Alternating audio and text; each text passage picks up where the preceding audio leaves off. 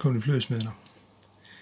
Í þetta skiptið ætlum við að nýta flugu sem hefur verið nýtt á rásinni áður og var fyrsta flugan sem sett í spiluninn á þessari rás.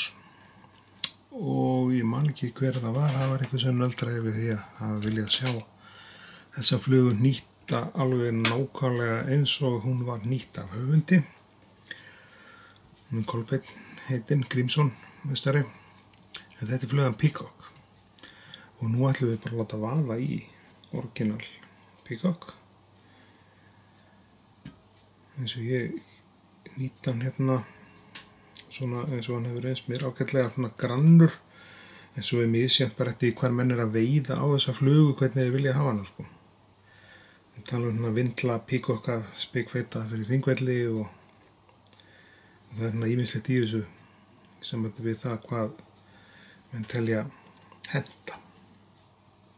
En við erum með hérna 5-6 fanir hérna af páfugls fönum. Tökum hérna jöfnum endan á þeim hérna þannig að þetta verður jafnt. Og athugið þetta Peacock sem að fara að verða bara original. Jafn grannur og allt það, en sjálfur ég nú hrifnari af Peacockinum svona feitari, sérstaklega eins og þetta við á Þingvöllum eða það í kring, það sem það líka að koma flugurinn niður og svona. Sumir vefja vír utan þetta til þess að styrkja þetta og það meikar að sjálfsögðu alveg sens.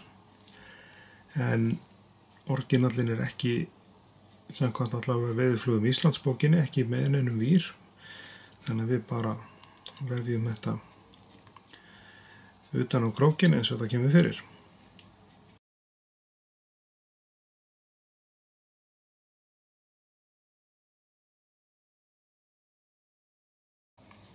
Og nokkra þéttingsfasta vafninga hérna.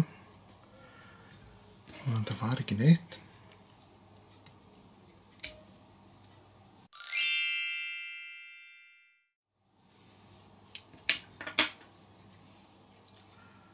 Svo kemur hausinn á fluguna, þetta undirbúa hausinn aðeins hérna með svona smá og byggja hann aðeins upp svona.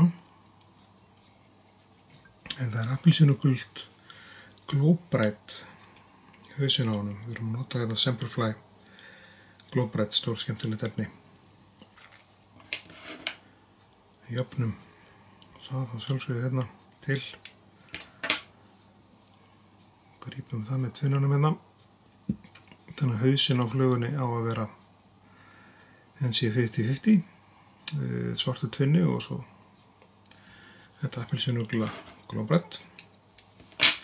Ég hef það tvöfalt, það fljótara að vefja því og þannig oft þægilega stjórna því þannig. Og svo þetta snúa því svona saman ef menn vilja. Gerum tvinnan hérna kláran, ég taka á móti og grípa Glow-Brightinn hérna, kemur þetta. Tökum 2-3 alveg þéttingsfasta vafninga og til þess að loka Glow-Brightið niðri alveg þá gerum við svona og byggjum svo upp haus hérna fyrir framan appelsínugula hlutan. Þá þetta orðið samkvæmt allavega eins og bókin Veiðiflugur Íslands. Hún svona nýtt í þeirri bók og þetta náttúrulega birta sjálfsögðu með fyrirvarum og villur sem kunna vera í bókinni.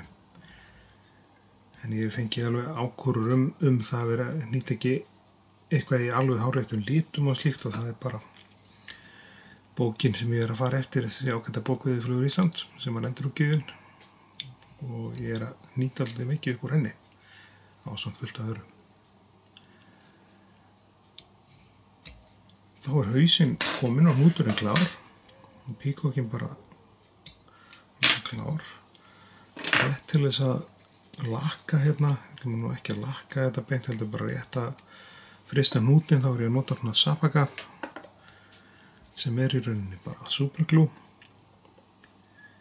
en mjög meðfærilegt og skemmtilegt efni að því leyti til að Sappa-kappinn þægilegur að því leyti. Hann sem sé glær og hann verður áfram glær þó að hann harðni. Ólíkt svona þessu hefðbundna superglúi. Sýna ykkur hvernig það fer.